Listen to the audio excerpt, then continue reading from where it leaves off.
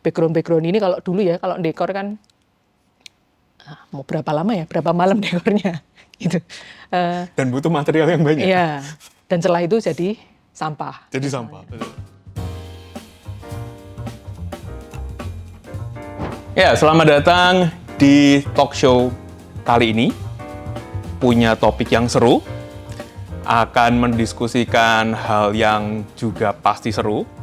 Jadi selamat datang di Design in Digital Era. Hari ini kita akan membahas topik tentang impactful design, transforming spaces, cultures, and lives. Jadi desain bukan hanya soal estetika, tapi juga mentransformasi dan menciptakan dampak. Baik di ruang fisik, ruang digital, desain punya kekuatan untuk membentuk pengalaman dan menghidupkan warisan budaya. Bahkan bisa memberikan solusi keberlanjutan. Sesi ini akan coba membahas bagaimana desain dapat menciptakan perubahan nyata, baik dalam aspek sosial, budaya, maupun lingkungan. Dan bagaimana desainer bisa memperkuat nilai-nilai tersebut dalam praktek mereka.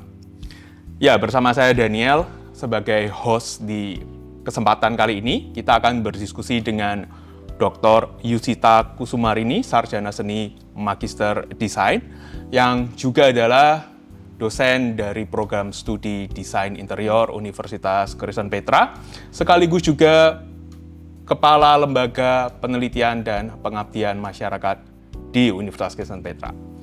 Selamat datang di talk show ini, Bu Yusita. Terima kasih sudah hadir di kesempatan kali ini. Iya, sama-sama Pak Daniel. Ya, jadi mungkin untuk mengawali nih Bu, mungkin boleh sedikit memperkenalkan diri sedikit lebih detail, begitu ya. Mungkin Ibu sudah mengajar berapa lama di Universitas Kristen Petra, kemudian seberapa jauh menyukai dunia khususnya interior, karena Ibu dosen di Prodi Interior Universitas Kristen Petra, begitu ya. Jadi supaya enak nih nanti ngobrolnya. Silakan Bu. Iya, seperti yang Pak Daniel tadi sudah sebutkan, saya Yusita, dosen desain interior sejak tahun 2000, jadi udah lama. Terus mendalami desain interior ya sepanjang waktu itu, bahkan mungkin sebelumnya ya, karena harus belajar itu dulu. Banyak hal yang dalam rentang waktu tersebut kita bisa lihat perkembangannya sejak mungkin lebih dari 25 tahun yang lalu saya kuliah, sampai dengan ngajar awal-awal, tengah, dan kemudian sampai dengan yang sekarang. Kita mempersiapkan juga program yang baru itu untuk mengikuti perkembangan-perkembangan yang harus segera kita responi cepat. Oke, terima kasih Bu Yusita. Bu, mungkin untuk mengawali begitu ya, biasanya ketika ngobrolin soal interior ini orang masih bingung interior dan arsitek begitu ya. Seringkali terjadi salah paham atau kalau sudah bisa keilmuan arsitektur gitu ya, ngapain sih belajar interior? Mungkin di awal mungkin bisa ngobrol sedikit Bu soal Ibu kan sudah menekuni dunia interior sudah lama begitu ya. Apa yang membuat berbeda begitu ya, atau ada kedalaman ilmu yang seperti apa yang berbeda antara interior dan arsitektur begitu Bu? Iya. Kalau konteksnya konkret tentang interior arsitektur, sebenarnya kalau di pohon ilmunya itu memang relasinya dekat. Tapi sebenarnya bicara tentang desain itu kan hal yang tidak hanya lingkupnya interior arsitektur, mungkin juga desain komunikasi visual, desain produk, dan desain-desain yang lain. Teman-teman yang di engineering pun juga memproseskan desain. Karena pada dasarnya atau pada prinsipnya desain itu kan bagaimana kita memproseskan solusi dari permasalahan. Jadi semua bidang ilmu sebenarnya juga ada porsinya, berpikir untuk menyelesaikan masalah, dan itu bisa masuk kategori berpikir desain sebenarnya. Tapi kembali lagi ke yang spesifik tadi, interior arsitektur, karena relasinya di pohon ilmu dekat, sebenarnya kalau yang arsitektur di Indonesia sebenarnya ada dua pilihan. Tapi kalau di Indonesia agak jarang ya dipilah. Jadi kalau arsitektur itu ada pilihan ke art atau ada pilihan ke engineering. Terus lingkupnya itu adalah permasalahan-permasalahan terkait sama bangunan dan konsekuensi-konsekuensinya ketika kita merancang bangunan. Tapi kalau interior itu lebih ke ruang dalamnya. Oke, berarti kalau arsitek ngomongin bangunannya, ketika bicara interior berarti di dalam bangunannya. Di dalam bangunan dan semua konsekuensi ruang di dalam. Oke, berarti otomatis kalau dalam bangunan namanya manusia mungkin lebih sering di dalam bangunannya begitu ya. Makanya mungkin ada sisi artnya tadi itu ya ketika ngomong interior, karena orang kan bersinggungan terus di satu ruangan atau dua atau satu ruang besar gitu, ruang-ruang kecil seperti itu kah gitu ya. Ya, kalau interior itu karena lebih dari 90% waktu kita ada di dalam ruang, maka banyak hal terkait sama perancangan interior itu tidak hanya seperti tadi Pak Daniel sampaikan, tidak hanya terkait estetika, tapi semua terapan yang harus dipertimbangkan itu mesti juga bisa berdampak atau mempengaruhi banyak hal yang diharapkan untuk produktivitas semua aktivitas di dalam ruang. Oke, berarti terkait produktivitas dan aktivitas. Nah, Bu Yus, kalau misalnya kita bicara soal hal tersebut begitu ya, dalam kapasitas Ibu sebagai dosen, dosen kan selalu ada terikat tridharma begitu ya. Nah, kalau dalam hal-hal yang dibahas di dunia keilmuan interior begitu ya, penelitian-penelitian seperti apa yang biasanya muncul pada akhirnya? Kalau interior itu lingkup yang kita jadikan pegangan adalah sebenarnya manusia, terus kemudian aktivitasnya dan ruang sebagai konsekuensinya. Tapi untuk memproseskan ini semua, kita punya semacam kayak apa ya, tanggung jawab sebagai desainer. Tanggung jawabnya itu ada tanggung jawab ke lingkungan, tanggung jawab ekologis tentu saja, terus kemudian tanggung jawab sosial, termasuk budaya di dalamnya, identitas budaya dan lain-lain, terus kemudian tanggung jawab ekonomi. Nah, terkait sama lingkungan dan sosial, kita bisa bahaskan banyak aspek juga di sana. Oke, jadi karena hal-hal itu bersinggungan langsung dengan masyarakat gitu ya, dengan orang-orang di sekitarnya. Oke, menarik begitu ya. Nah, kalau misalnya dengan hal-hal tersebut begitu Bu, apakah bisa dibilang bahwa interior ini, apa yang ada dalam sebuah desain interior bisa mempengaruhi perilaku, bahkan mungkin mengubah perilaku untuk masyarakat di sekitarnya? Ya, kalau interior itu didesain memang untuk tujuan-tujuan pertama mengoptimalkan aktivitasnya. Nah, apakah aktivitas itu membutuhkan perubahan perilaku, maka desain itu akan dibuat supaya mendorong perubahan perilaku. Bisa juga sebaliknya, desain itu dibuat untuk tujuan memenuhi aktivitasnya yang diperlukan. Jadi ada dua pendekatan itu biasanya. Apakah desain dibuat untuk membentuk perilaku baru yang diharapkan, ataukah desain itu dibuat untuk memenuhi kebutuhan aktivitas yang diperlukan. Oke. Berarti metode berpikirnya ini memang akan fokus ke bagaimana orang-orang atau manusia yang bersinggungan dengan ruang-ruang itu. Ya, terutama penggunanya ya. Karena kan kalau desainer interior tentu saja orientasi utamanya ke manusia dan aktivitasnya, dan manusia itu penggunanya langsung. Oke. Nah, menariknya ini kan ketika kita bicara interior ini bisa jadi cukup subjektif Bu ya. Ada, makanya kalau misalkan kita bicara interior seperti ini, ada yang suka istilah ini desainnya minimalis, saya suka begitu ya. Ada yang suka, wah saya pengen punya desain ornamen-ornamen begitu ya. Kayak misalkan, mau warna, contoh kalau lingkup yang keturunan Tionghoa begitu ya, harus ada warna merah, contoh gitu ya, ada warna merah gitu ya, atau bahkan mungkin sampai bawa-bawa feng shui terkadang gitu ya. Nah, apakah memang interior ini pada akhirnya juga bisa mengarah pada perkembangan kultur atau mungkin ke arah pelestarian kultur atau ke arah misalkan local identity begitu Bu?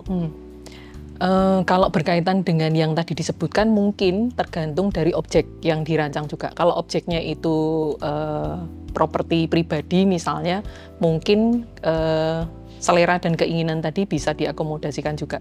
Tapi kalau objeknya itu fasilitas umum, biasanya punya misi-misi tertentu yang harus diakomodasikan. Nah, terkait sama apakah gaya-gaya desain berkaitan dengan budaya dan lain-lain, itu bisa diterapkan di kedua hal ini, di kedua objek yang pribadi maupun objek yang publik sifatnya. Tapi lepas dari itu, desainer sendiri punya tanggung jawab juga untuk mengedukasi sebenarnya. Jadi kalau ada idealisme-idealisme tertentu yang perlu dikemukakan atau perlu diakomodasikan biasanya bisa dikomunikasikan dan kemudian diterapkan di konsepnya sampai dengan diwujudkan. Termasuk budaya, kalau memang diperlukan untuk mengangkat kembali dengan tujuan-tujuan tertentu dari objek tersebut. Gitu. Biasanya banyak sih diterapkan di objek-objek fasilitas publik seperti museum misalnya, betul. atau seperti ruang-ruang yang dimiliki oleh pemerintah untuk masyarakat misalnya. Biasanya ada misi-misi itu tentu. Ibu pernah ada pengalaman khusus begitu, Bu?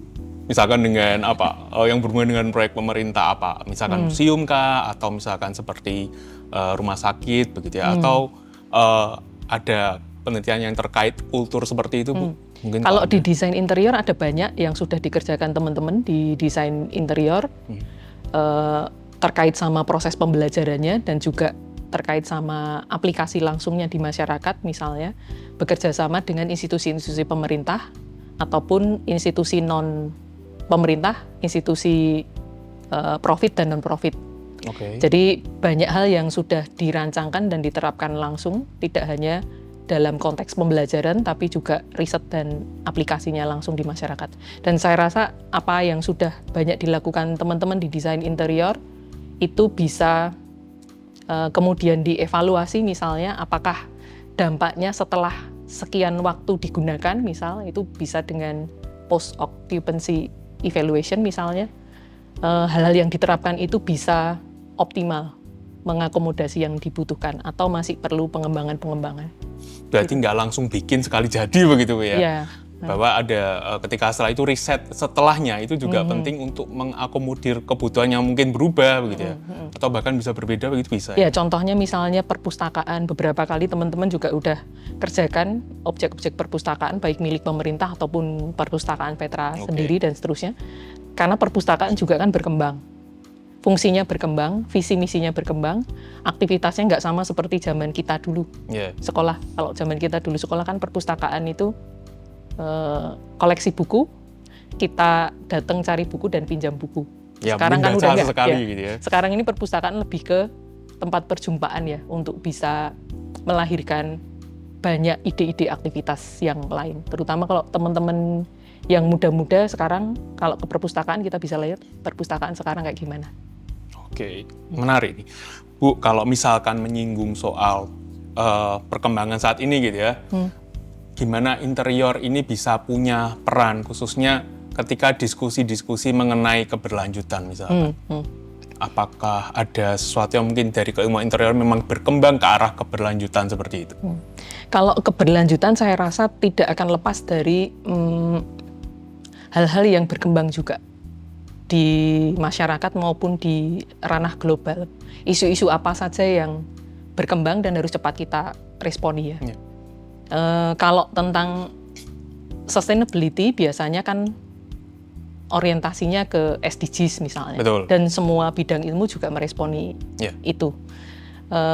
Tapi yang tidak kalah cepat juga harus kita responi adalah semua perkembangan terkait sama isu-isu selain sustainability, termasuk juga isu-isu politik misalnya, isu-isu keberlanjutan dalam konteks existingnya perkembangan teknologi dan lain-lain. Menarik di sini ketika dalam konteks sustainable, bagaimana kita bisa berlanjut kalau kita tidak menyesuaikan di setiap perubahannya. Kalau problemnya sekarang, dulu misalnya zaman saya kuliah gitu, material yang ekologis, seimbang dengan alam itu yang gimana? Ya pasti munculnya material-material yang alam ya.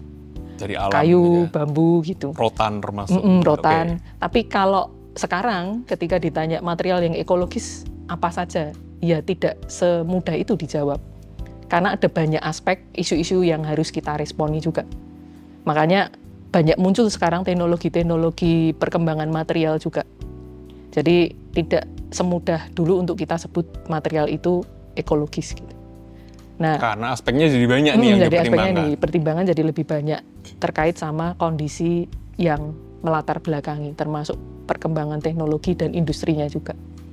Nah, supaya bisa tetap berlanjut, hal terpenting itu tadi ya penyesuaian diri. Nah, penyesuaian diri untuk ikut berkontribusi. Tidak hanya menyesuaikan diri itu mengejar ketertinggalan, tapi juga berkontribusi. Nah, di bidang interior saya rasa percepatan dalam hal visualisasi misalnya. Kalau dulu zaman kita belajar kan visualisasi manual 2 dimensi gitu. Gambar 2 dimensi. Nah, kalau sekarang dengan segala perkembangan teknologinya ya kita harusnya bisa segera tangkap, terus kemudian ikut aplikasikan untuk mempercepat. Mempercepat apa? Visualisasi iya mungkin bisa dioptimalkan seperti sekarang kita ada di sini. Background ini kalau dulu ya, kalau dekor kan mau berapa lama ya, berapa malam dekornya gitu. Dan butuh material yang banyak. Iya, dan setelah itu jadi sampah. Jadi sampah, betul. Kalau yang sekarang dimanapun kita sudah nggak terlalu banyak repot untuk itu. Backdrop juga sudah pakai layar-layar digital gitu. Terus kemudian untuk visualisasi interior di proses desain itu juga mempercepat. Mempercepat visualisasi sama dengan mempercepat interaksi antara perancang dengan calon penggunanya. Termasuk juga memberikan kesempatan eksperimen, terus kesempatan untuk mengalami ruangnya, memutuskan juga lebih cepat misalnya untuk perubahan dan lain-lain. Jadi beneran nggak cuman angan-angan dari gambar untuk penggunanya gitu ya, karena ada visualisasi yang ditawarkan dengan manfaat teknologi tadi.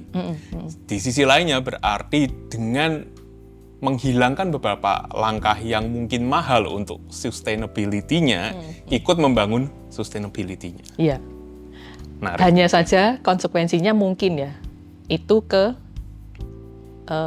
kelengkapan fasilitasnya. Kelengkapan fasilitasnya kan juga harus dikejar. Nah, itu yang mungkin kita harus kembangkan juga di proses pembelajaran kita. Oke, menarik gitu ya. Bu, berarti mungkin untuk penutup begitu ya, untuk penutup. Mungkin yang dalam proses dan perkembangan dari yang sudah kita diskusikan gitu ya. Bagi seorang yang memang mau memfokuskan diri untuk studi, melakukan riset, khususnya dalam konteks ruang begitu ya, kemudian nantinya dia juga akan bertemu kultur-kultur di dalamnya, bahkan bertemu bagaimana manusia akan beraktivitas dengan itu gitu ya. Apa yang dibutuhkan oleh orang tersebut? Kalau peminatannya belajar desain. Betul. Desain dalam hal ini mungkin juga bisa lebih luas ya. Kalau konteksnya kita tadi bahas lebih banyak interior. Kita harus menyesuaikan diri terutama ya penguasaan teknologi itu untuk mempercepat semua proses pekerjaan, dan juga dengan menyesuaikan diri itu kita juga bisa berkontribusi mentransform masyarakat. Karena siapa lagi yang akan mempercepat proses perkembangan itu kalau tidak dimulai juga dari kita-kita yang desainer. Proses mentransformasi masyarakat itu tidak hanya dari ketika kita desain, tapi setelah desain itu dipergunakan, bahkan kita sudah pikirkan sejak awal hasil desain kita itu nanti akan mengubah apa sih, atau akan berdampak gimana, atau akan memperbaiki sesuatu dari yang sebelumnya seperti ini menjadi lebih baik. Semua yang diupayakan kan ke sana. Tapi supaya mengubah sesuatu itu menjadi lebih baik, kan harus disegerakan juga. Nah, harus disegerakan itu. Makanya banyak hal yang harus dikejar dan dipelajari untuk mempercepat. Oke, terima kasih sekali Bu Yusita untuk diskusinya kali ini. Sama-sama, Pak. Dapat banyak input begitu ya, dan biarlah juga berguna begitu ya. Buat rekan-rekan yang mengikuti diskusi kami, jadi menarik bahwa berbicara tentang ruang itu bisa mengubah, bahkan mentransformasi satu aktivitas masyarakat. Nggak cuma bicara soal estetikanya, tetapi juga nanti bagaimana membangun sustainability-nya ke depan. Jadi diskusi ini bisa sangat luas begitu ya. Riset yang diproduksi juga bisa memunculkan berbagai macam kemungkinan untuk membuat laju masyarakat menjadi lebih baik lagi. Oke, demikian diskusi kami hari ini. Sampai jumpa di talk show berikutnya. See you.